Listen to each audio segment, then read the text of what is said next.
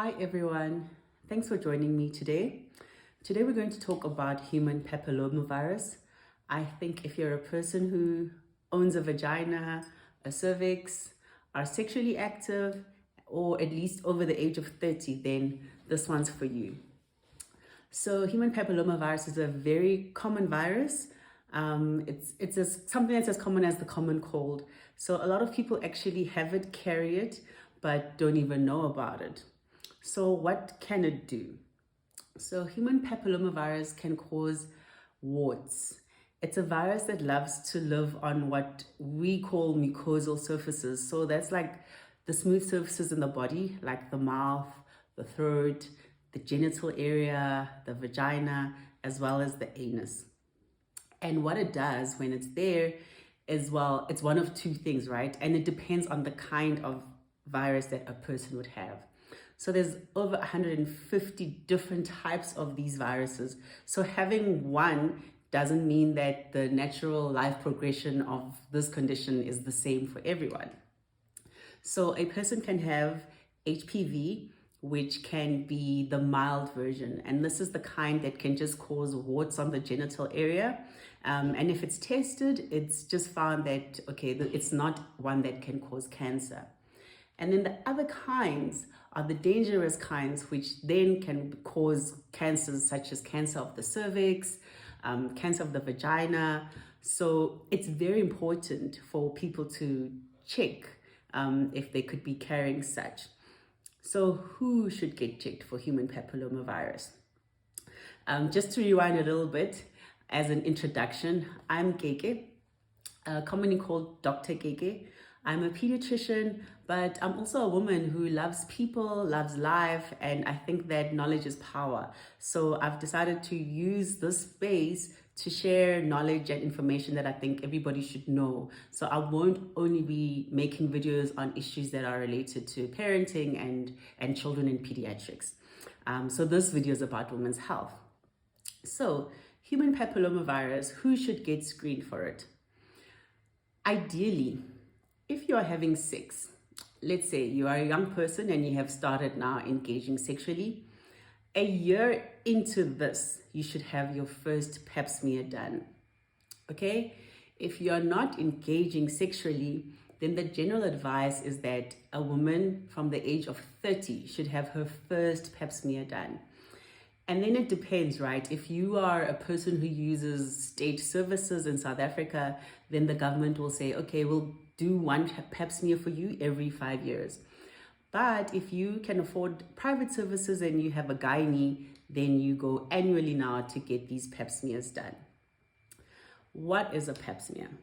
So pap smear is when you go to a health worker, a health professional, and they basically pass a speculum through the vagina, and then they'll use a very, it's like a brush really, and they'll just gently brush the mouth of the cervix.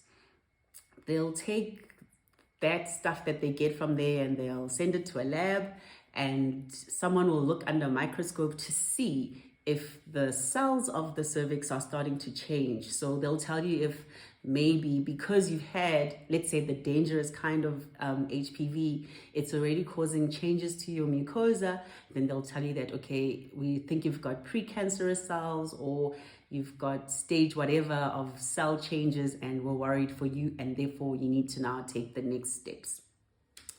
A new test, or just newer test that's also been done now, is that you can actually be screened for the virus. So as opposed to a biologist looking at the cells under microscope to see if the cells themselves are changing, they actually can now look to see if they can pick up the DNA from the virus even before it actually has changes on the mucosa. So that's called an HPV test. I don't know actually if the government does provide that service in our country, but definitely the private labs can do that for you. So those are the two things. So what I've said is, if you're sexually active at whatever age, a year from you starting to have sex with people, you need to get screened for HPV. And whether you are or not, from the age of 30, every woman needs to start getting pap smears done. Okay, so where can you get a pap smear done? So If you would like to and can afford to, you can book an appointment with a private gynecologist and they can do that for you. You can go to your local clinic. This is a service that nurses can provide. So you can go to your local clinic, book an appointment, and your pap smear can be done there. Also, some of the private pharmacies that have clinics can also provide the service. And even a GP, a general practitioner doctor, can help with doing a pap smear for you. So, but what I think is the advantage of actually being seen by a gynecologist is that they'll do the entire genital examination. So they'll examine the area, but they'll also check your uterus. So when you go to a gynae, they'll take your sexual history, they'll find out your menstrual cycle, how that's all going, just to see if there's any issues there.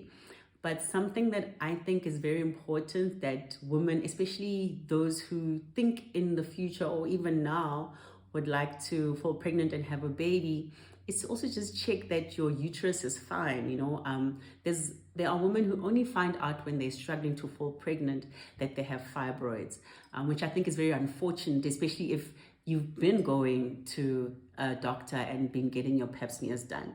So I think women of childbearing age, if you think that you may want to have a child in future one day, yes, it's good if you're getting your pap smears done at the local clinic, but I think that at some point, well before you're considering having a child, you should actually go see a gynecologist so that they can actually examine your uterus, do an ultrasound, and just check if everything is in order. Do you have fibroids? Are they big? Are they small? Where are they? And then they can monitor them. You can do like annual ultrasounds just to make sure that everything is fine.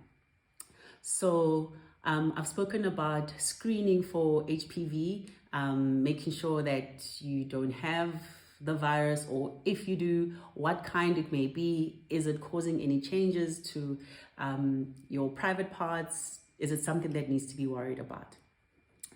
But if you are not wanting to stress about that, how can you prevent actually contracting human papilloma virus? Because like I've said, it's a very easy virus to contract.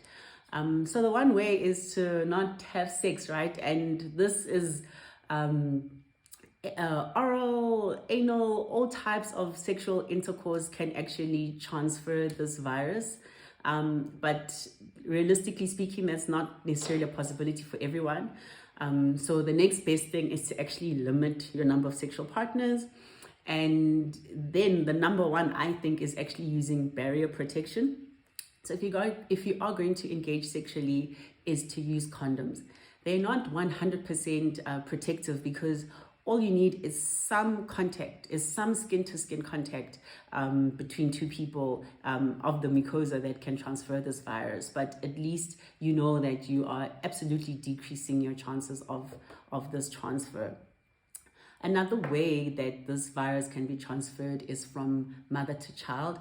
So if a woman has HPV or has vaginal warts, if she gives birth vaginally, then there is a chance that this virus can be transferred to the baby. And what happens is that these babies actually, over time, can develop warts in their throats, deep down in their breathing passages, which can cause serious problems for them as they grow.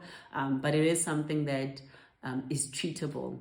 Not curable, but treatable. So in terms of cutting the warts and supporting this child as they grow, there is a chance that your body can actually kill the virus, but it depends on so many factors. So it depends on how healthy you are, what your immune status is, how much viral load you actually got. So I would rather not take my chances. So if we can prevent it, then that's best.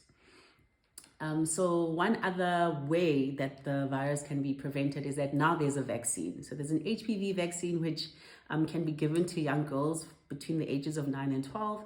And in South Africa, there is actually a school program where girls are being given the vaccine at schools. So if you're a parent and you get such a letter from your child's school asking if they can give your daughter that vaccine, I highly encourage you to consent for your child to get prevention. So it doesn't prevent all the viruses, Remember, I said there's over 150 of them, but it certainly does prevent and protect from the cancerous ones, the ones that can actually evolve and cause cancer. So really my word to you is get screened, check, protect yourself. And if you are sexually active, then you're not needing to wait till you're in your 30s to go see a gynae or get a pap smear done. 1 year from your first sexual encounter is when you need to get that pap smear done. Have a lovely day further, and thank you. Please subscribe to the channel. I'm going to be making more videos, and I'm just hoping that this is going to be a constructive space where we can share information, you can ask questions, and I'll just be uploading anything that comes to mind that I think that everybody should know and will be useful.